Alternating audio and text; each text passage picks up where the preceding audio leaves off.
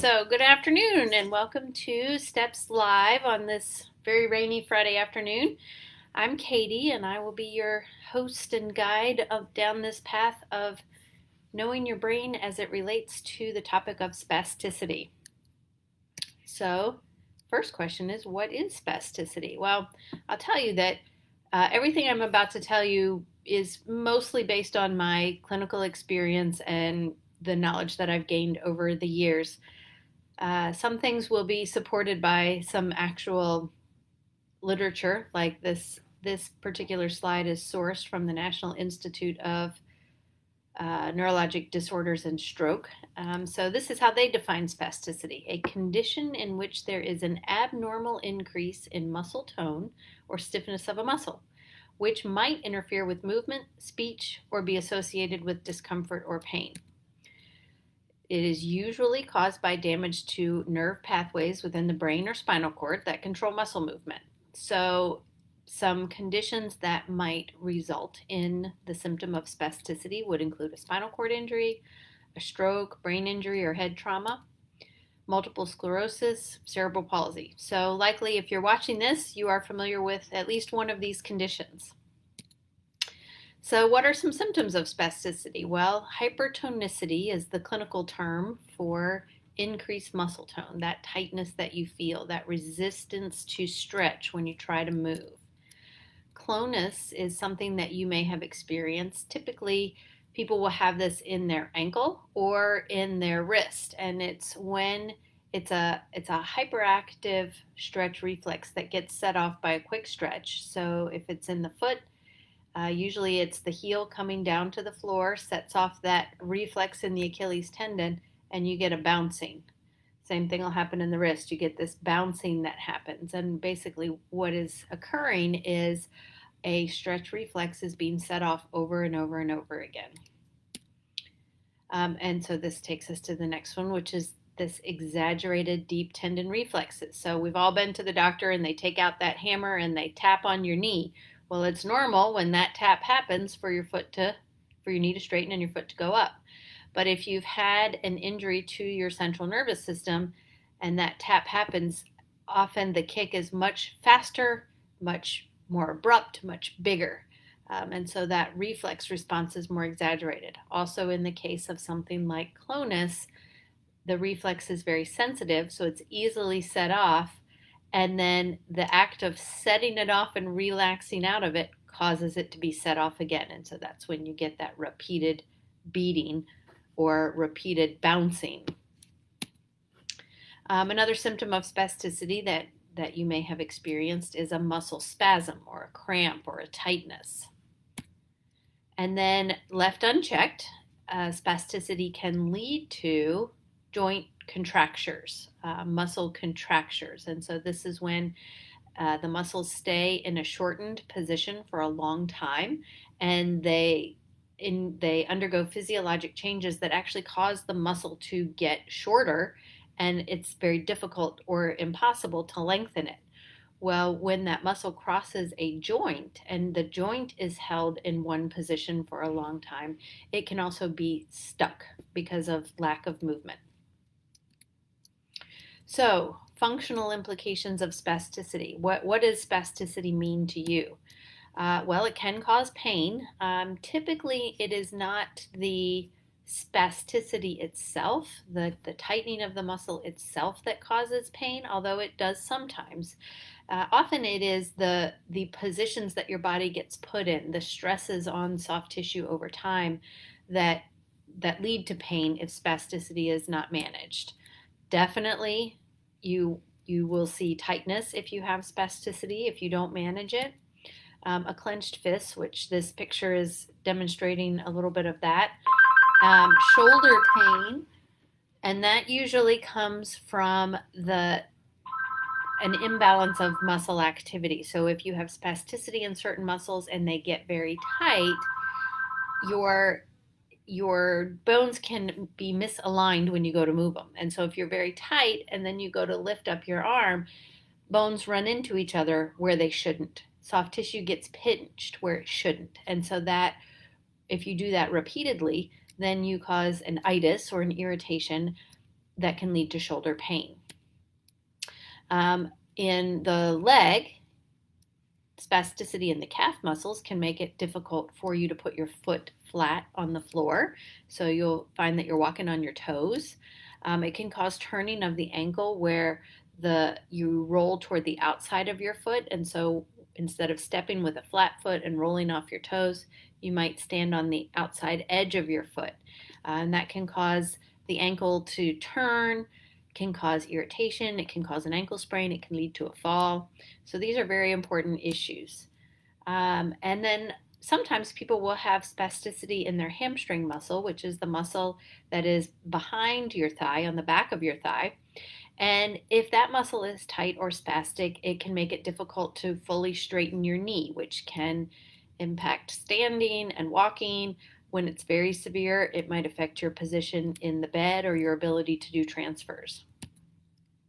And obviously, spasticity anywhere can make both positioning and movement more difficult.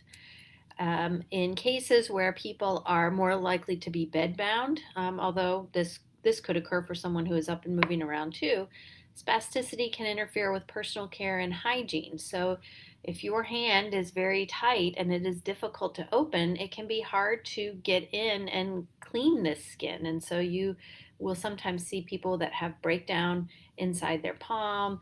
Sometimes it doesn't smell very good. The fingernails can dig into the palms and cause sores. In the lower body, if the muscles on your inner thigh are very tight, then it may be difficult to move your legs apart to do hygiene in your perineal area. And so certainly there are cases where spasticity is very severe and has major implications for people's lives. So one question that we get a lot is, does it change over time? And the answer is it absolutely can. Many times when you first have your stroke in those initial days, people will describe their body parts as being very limp or dead, or flaccid is the technical or the clinical name for it. And so right after an injury, a lot of times nothing is moving. Lifeless is another word that people will use to describe their parts. But then over time, tone, which is another word that we use for spasticity, can and often does increase. And it's not really predictable whether or not you will stay more toward the limp, more toward the really tight, or land in kind of the normal zone. And it really does vary from person to person. Some survivors can move from limp and not able to move anything back to normal without ever having spasticity. But in many cases, people will experience some level of abnormal tightness sometime during their recovery. So what happens if it's not addressed? Well, contractures is a very real concern. Sorry, I need a Kleenex. My spring allergies are coming late this year. Okay, so contractures are a problem, and that is when a muscle shortens shorter than the length that it should be, and you're not able to straighten a part or get it to its normal position. Mobility issues are certainly problematic, and that can be everything from your ability to move your arm in a way that allows you to use it for balance or dressing or eating, but most definitely walking, going up and down the stairs, getting up and down off the floor can be impacted with spasticity. Pain, and again, we said that pain is not necessarily from the spasticity itself, though some people do experience very painful muscle spasms. But often it's the position that the spasticity forces your body into, and that where things don't line up quite right, and then over time you develop tendinitis or arthritis or some other kind of itis, inflammation, and then pain. And if unaddressed or if left unchecked, spasticity can reduce your potential for functional recovery because it will bias you in certain directions that you cannot move out of. And so that can affect your overall recovery. So let's talk about some things that make spasticity worse. And don't worry, I'm going to talk about things that make it better, but some things that make it worse: stress. And really everything that we're about to talk about can be boiled down into this one word: stress. If something causes your body to be in a stressful state, to experience any level of stress, you may notice that your spasticity gets worse. So, what are some possible stressors? Lack of adequate oxygen. And this is one where people, we say it as therapists till we're blue in the face, and people complain to us, why are you always telling me to breathe? Well, the reason is because if you hold your breath, or if you bear down, or if you, as you're trying to move, that effort, that closing off of your airway actually causes a physiologic stress response in your body. Your sympathetic nervous system goes into a fight or flight mode. And so when that happens, you get ready to move, to pounce, to spring. Well, your muscles get tight when you're in that state, that excited kind of place makes your spasticity worse. And then it's really hard for some people to let go of that.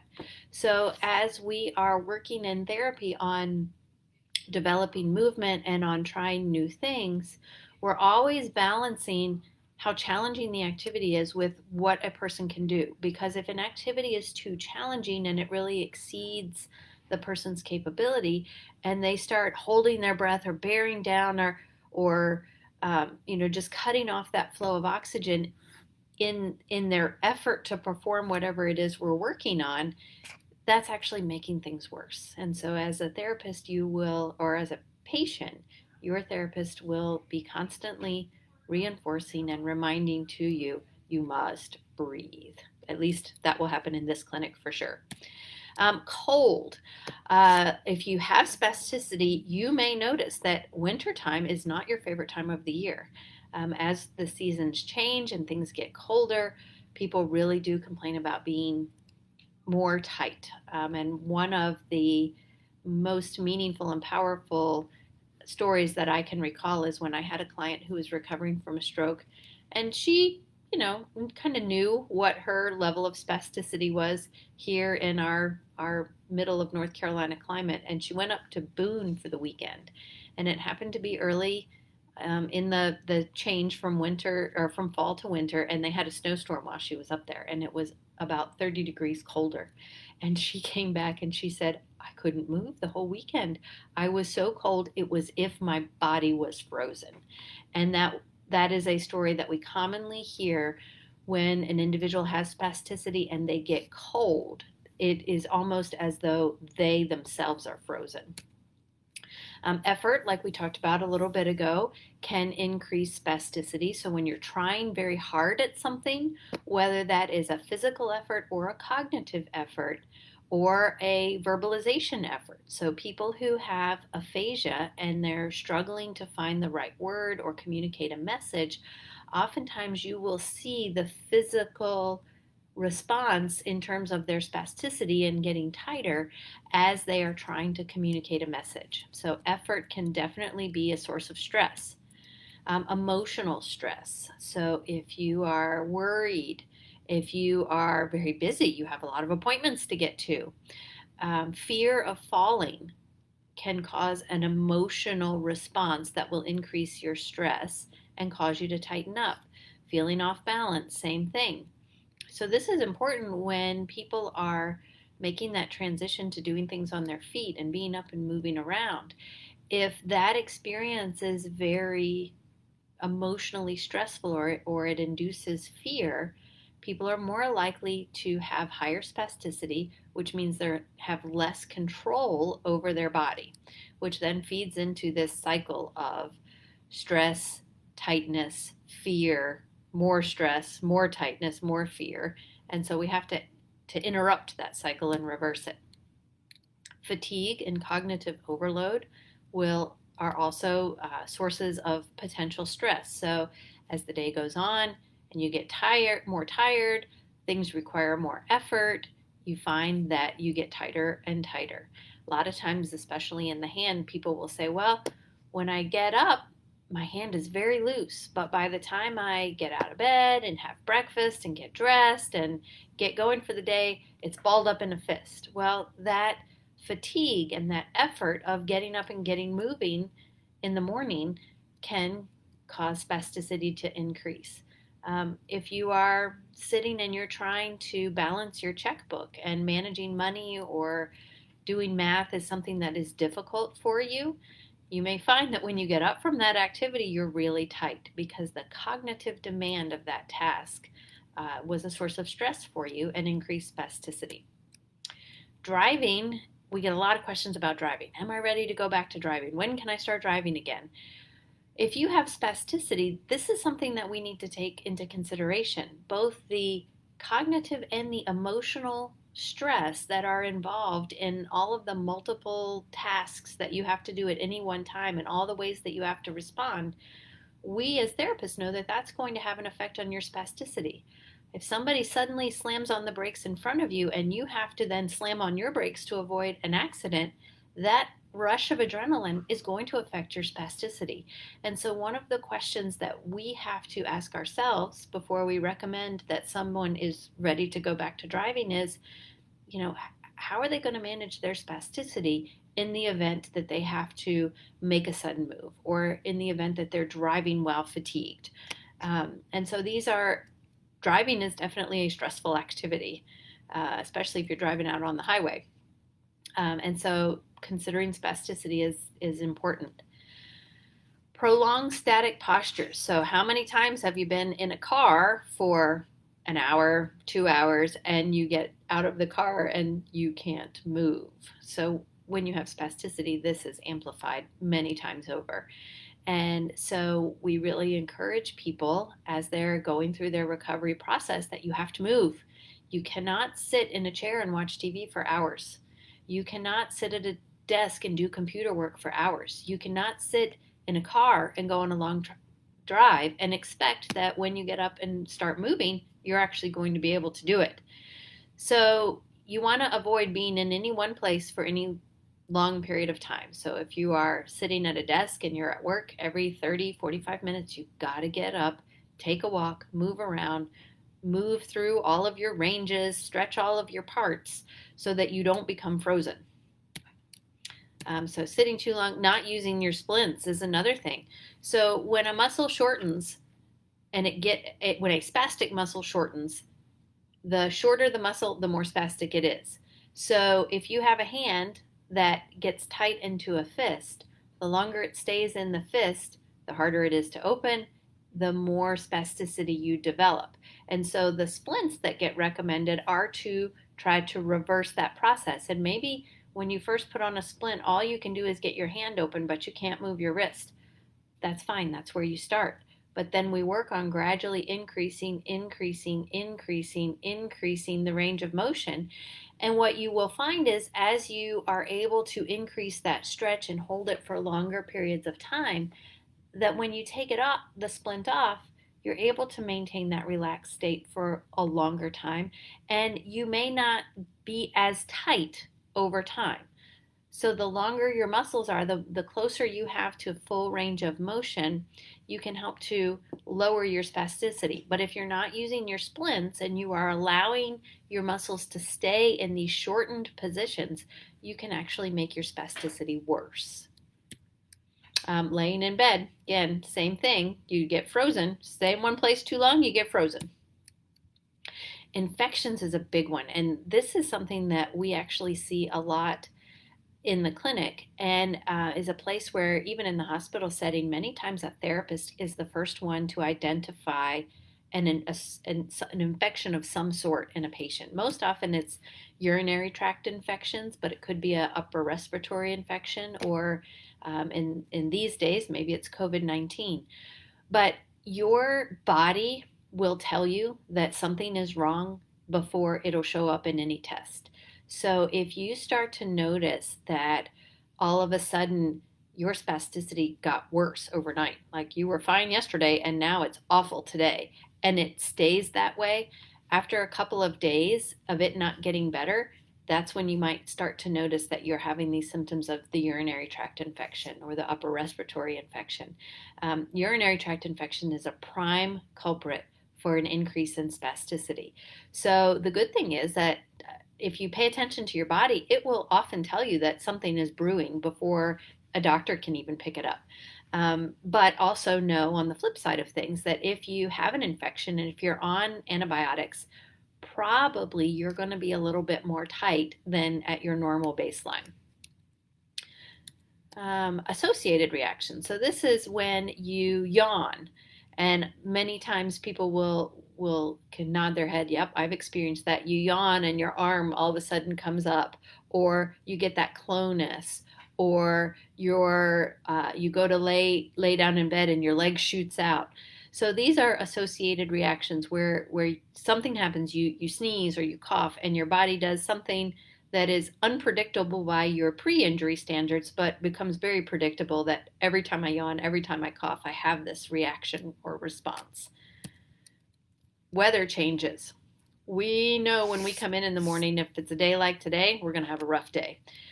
With fronts coming through and rain and crummy weather. The only thing that would make a day like today's weather worse is if it were 40 degrees.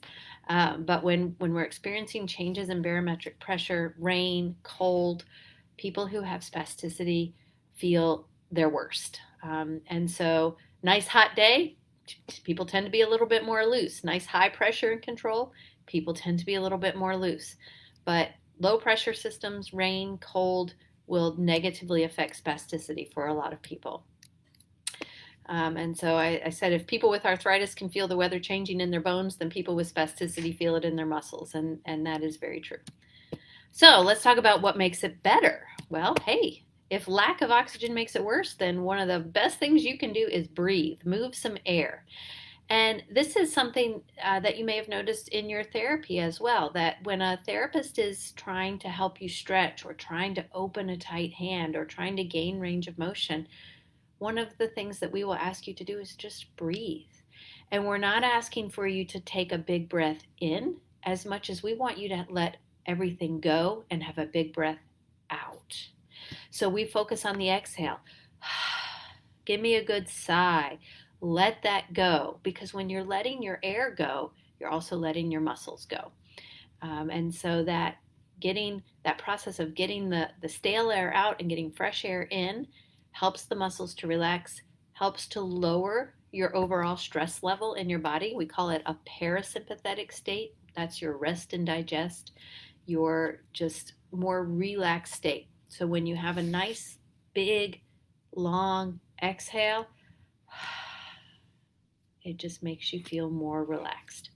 So that's a great way just for you, even sitting in front of the computer right now, if you're feeling tight, take a breath in and just have a big exhale, sigh it out, and I bet you will feel that your muscles let go a little bit. Some conservative measures, and so this is maybe things that your therapist might introduce for you. Stretching. If you allow spastic muscles to get short, they will get more spastic. So whatever you see too much of, do the opposite. Spastic muscles want to be short, we're going to stretch them out. One of the ways that we supplement stretch is through splinting and positioning. So here are some examples of some splints that you may have seen along the way. This white and black one here in the corner, this is a product that was developed by the NeuroIFRA organization, and we use a lot of their products in our clinic. And this one is a flat paddle splint to open up the hand, and then there's a joint that allows you to progressively stretch back. There's different other models that have straps with Velcro, but this is called a static splint, meaning you get put in one position and you stay there.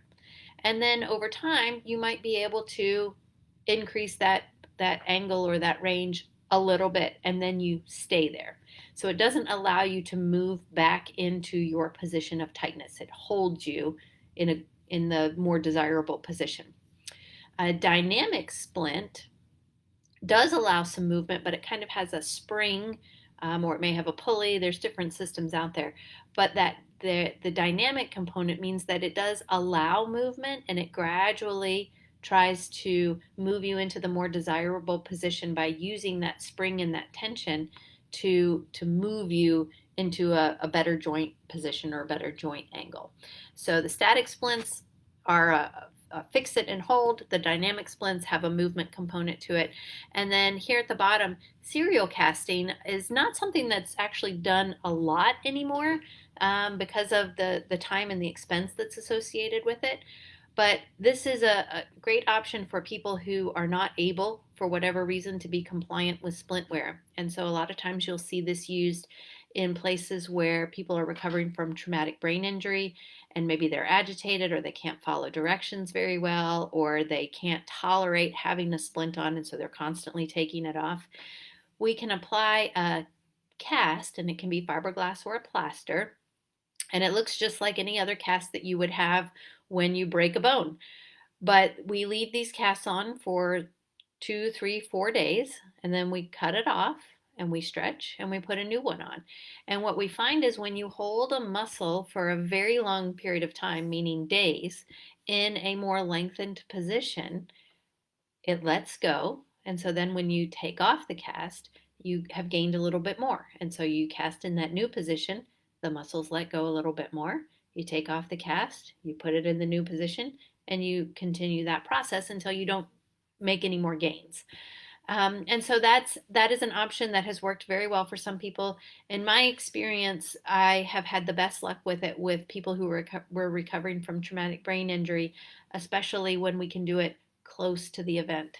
If you've been in a position for years and years and years, it can be very difficult to change because over time the muscles will undergo physiologic changes that are a little bit more permanent. But it is an option. All right, so we've talked about breathing, we've talked about stretching, splinting. Compression is another thing that is supported by research that can help to reduce spasticity. And just think about when somebody gives you a big squeezy hug, that it just makes your body feel better, happier, more relaxed. And so you can use clothing to essentially provide that squeeze to you all the time. And their garments come in all kinds of shapes and sizes. You have socks that come up to your knees, socks that come up to your hips. You can have shirts, pants, um, gloves, sleeves, all manner of compression. One of the biggest complaints with these types of garments is that the act of trying to wiggle yourself into them increases your tone. And so then you have to weigh the cost benefit of the effort to get into it versus the benefit that you get from the relaxation. But for some people, having like this short sleeve shirt on gives compression in the trunk that allows them to be more relaxed overall. So I've used A-straps on people before to provide compression. So it's an option. Doesn't work for everyone, but it might work for some. Another one is vibration or rocking or oscillation. And I want you to think about, rocking a baby in bed or that little bounce that you do if the baby's crying and you want to help them relax and calm down. That's what I'm talking about. These vibration plates that you might stand on and they shake you like this, those are actually really good for increasing muscle activity. And athletes and people who are recovering from orthopedic injuries might use a vibration plate to stimulate muscle activity.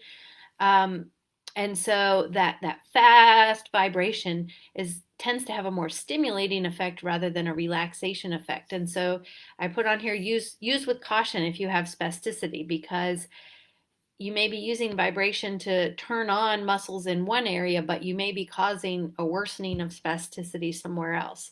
And so this nice little relaxation chair that vibrates you as it massages you and keeps you warm might actually have a more desirable effect in terms of your spasticity. Electrical stimulation is another option that works for some, doesn't have any effect for others. And there are a lot of different ways to use electrical stimulation. One way is with a TENS unit, which if you've had back pain, you may have been prescribed a TENS unit by your doctor, or you may have had what's called interferential current. And typically that would be done in a therapy office where they put 4 electrodes on and they set up the current to flow between them. So it's almost like a little electrical massage. So these are kind of palliative modalities. They work might work while you're wearing the electrical stimulation, but typically when you take it off, they don't really have an effect. So they're not used very widely. Something that is maybe more common is this NMES, which stands for neuromuscular electrical stimulation. And there's two ways to use NMES. You can stimulate the actual muscle that is spastic, and through repeated strong contractions, the idea is that you would fatigue that muscle so that it just can't contract anymore, and that would cause a relaxation. You can also activate the opposite muscle. So if the muscles that bend your wrist are very spastic, we would activate the muscles that extend your wrist. And that works through a process called reciprocal inhibition, which means that in your body, if you turn on one muscle, the muscle opposite it has to turn off. And that's your body's way of protecting you from injury.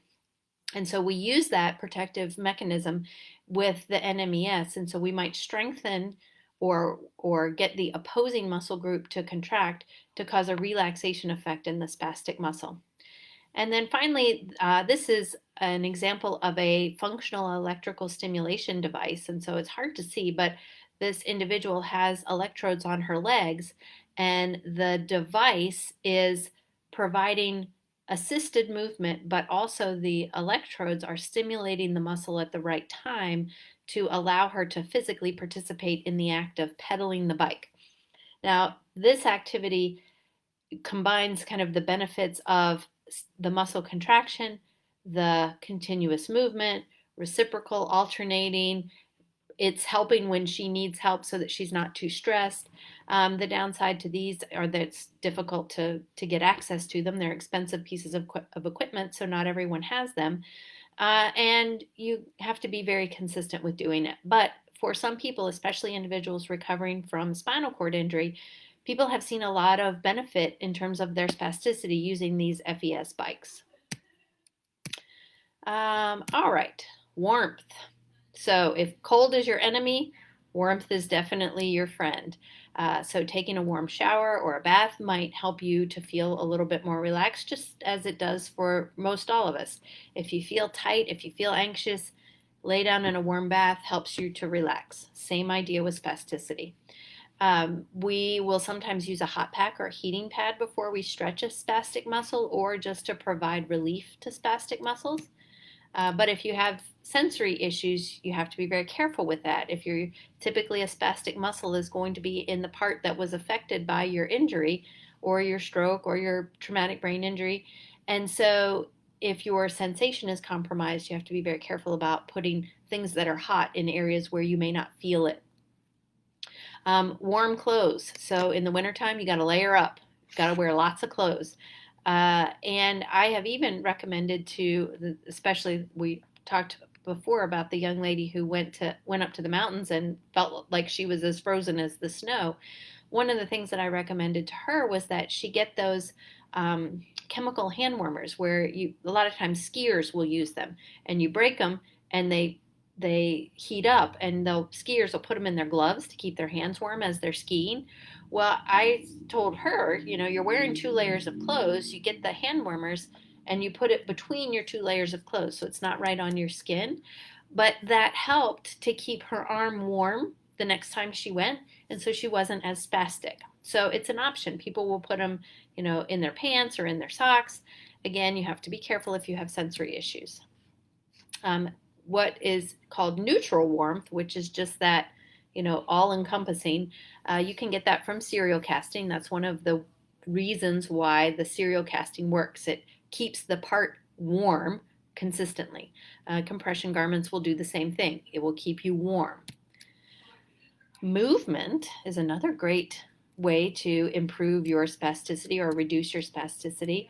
And movement's going to come in a little bit of some varied forms. From a movement retraining part or front, this is where your therapist comes in. And so if you're working on walking, but you're moving in a way that is out of harmony, or you're overusing certain parts, or you're leaning too far one way, or you're having to use strategies that are stressful on your body, all of these are stresses. So whether the stress is that you're you're not moving efficiently, or the stress is you're overusing certain parts, or the stress is that you're afraid that you're going to fall, movement retraining can help you to gain control over your body and your parts, which can help to reduce stress, which then in turn can reduce spasticity.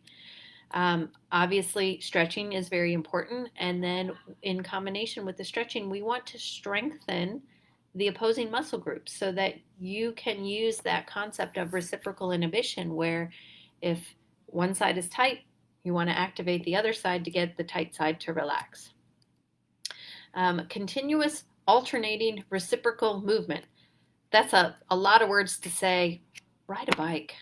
So stationary bikes are a great activity, or a new step is a great activity because you're moving right, left, right, left, right, left, and you are turning your muscles on and off in a reciprocal fashion. So first you use one muscle, then you use the opposite, and then on the other leg, one muscle and opposite. So you're constantly experiencing that give and take in, if you're on a recumbent bike, in a way that is very safe and comfortable. You're not worried about falling off of it. Your less affected areas can help you move through the motion. So things like bikes or new steps can be very helpful in loosening up and unfreezing spastic muscles. And then another area is weight bearing. And the benefit in terms of weight bearing might come from the prolonged stretch. It also helps you to feel grounded. It helps you to feel connected to the earth, which can reduce your stress level, therefore reducing spasticity.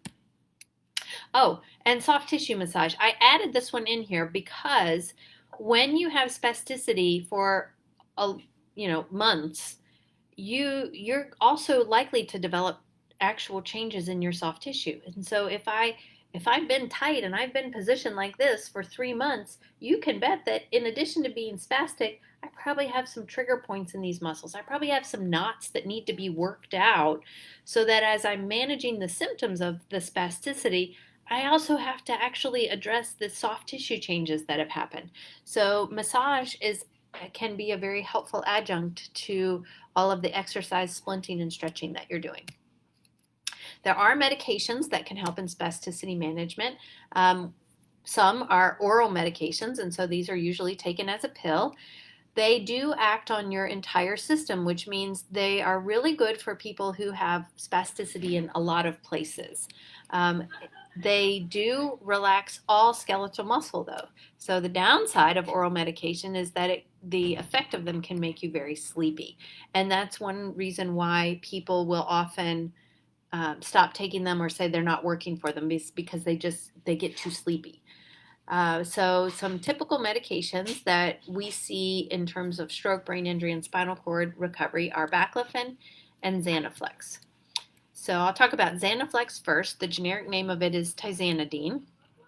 Typically, a doctor will start you at a 2 milligram dose. The rule of thumb in these is start low and go slow. So typically people will be started at a 2 milligram dose and told to take it once or maybe twice a day, sometimes 3 times. But the maximum dose is 36 milligrams. So if you get started on that 2 milligram dose and you say, well, it's not really doing much to change my tightness and I'm not really sleepy, then you can talk with your doctor about how you can gradually increase the dosage up toward that maximum dose. I put this sentence in italics because this is one that has been my clinical experience, which is that Xanaflex is typically used when spasticity is due to a brain issue, so a stroke, spinal cord injury, potentially multiple sclerosis. But I don't have a source to say that that is true. But that has been my experience, and that has been my clinical education from the providers that I've worked with, that Xanaflex is more commonly used when you have a brain issue.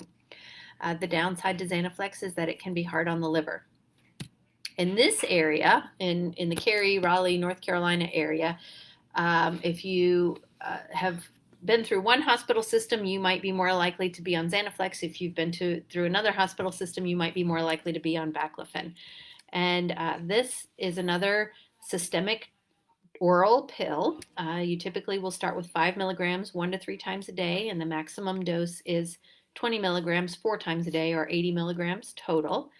And in my experience, this has been more typically used when spasticity is due to a spinal cord issue. Now, there are certain providers in this area who their first line drug is baclofen, no matter why you have spasticity. Who am I to say that's wrong? This has just been my education that typically baclofen is used when you have a spinal cord injury.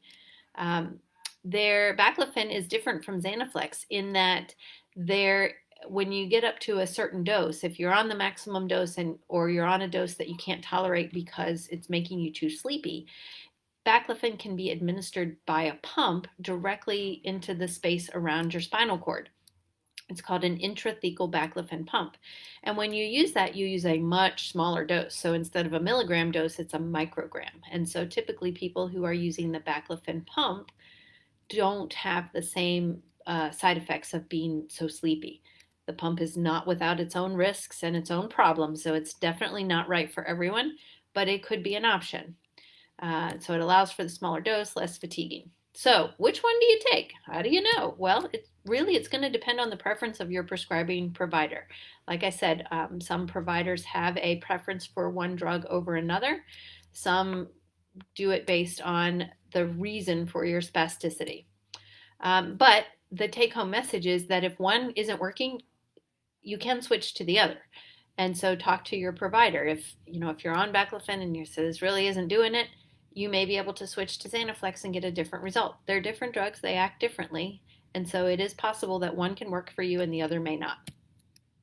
Your primary care provider may not be as familiar with these medications, and so a physical medicine and rehab doctor called a physiatrist, which is different than a podiatrist who deals with feet, but a physiatrist is a rehab doctor, or a neurologist who is a brain doctor, brain and spinal cord, central nervous system.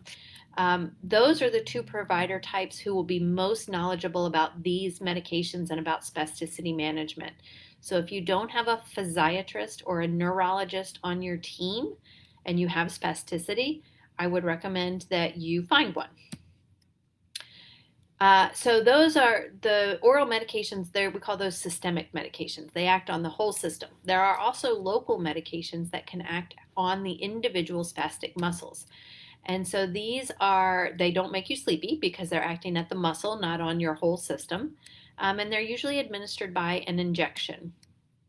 Phenol is one medication that's particularly longer acting. I had more experience when I was working in Pennsylvania with physicians using phenol.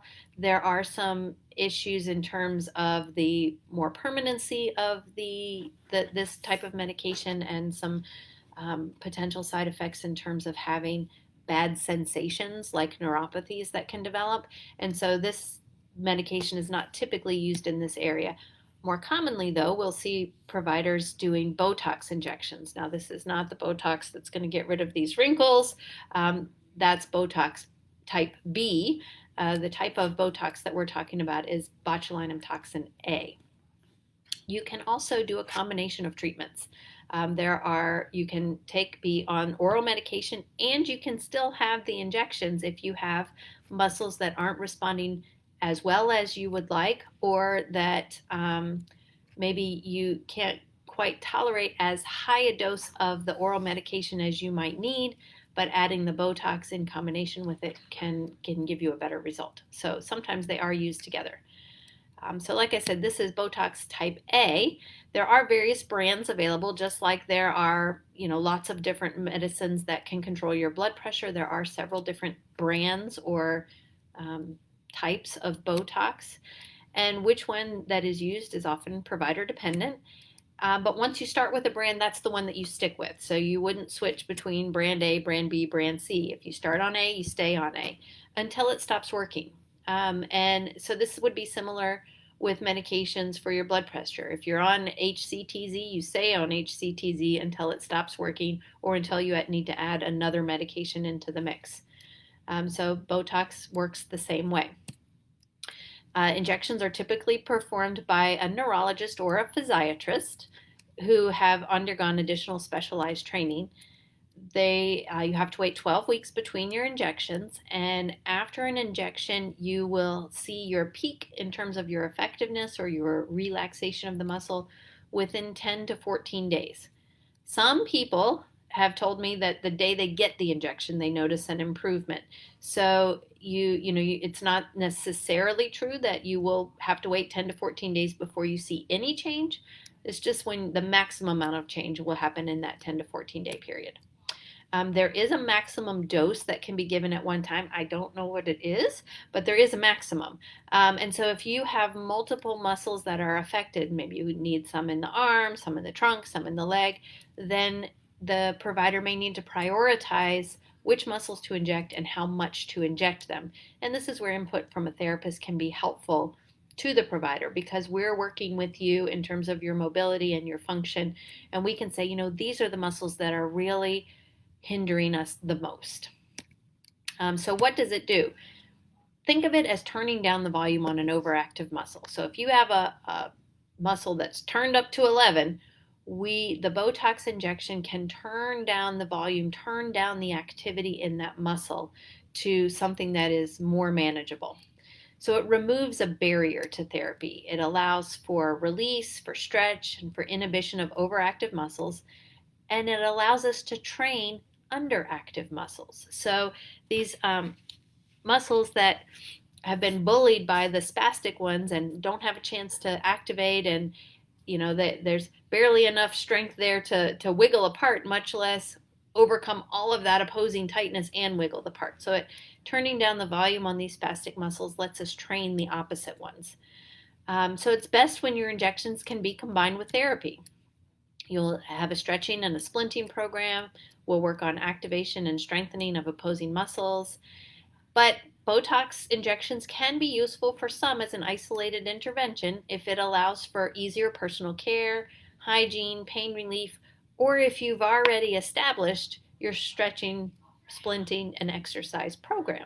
So it's not necessary that someone has to be in therapy the entire time that they're getting Botox.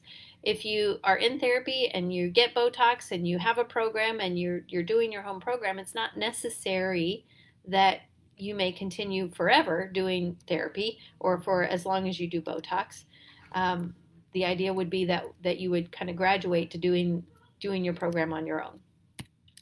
And sometimes people will say, well, do I have to do this forever? Well, I don't know. It depends on how you react, how well you are compliant with your program that is prescribed, and how your body responds. Sometimes a single injection can jumpstart your recovery and we can get ahead of it. But most often people will have multiple injections, and maybe that's 2 or 3, maybe that's 20 or 30. I can't say. It just depends on how you as an individual and your muscles and your system responds. So Botox, what it does not do, it does not restore movement.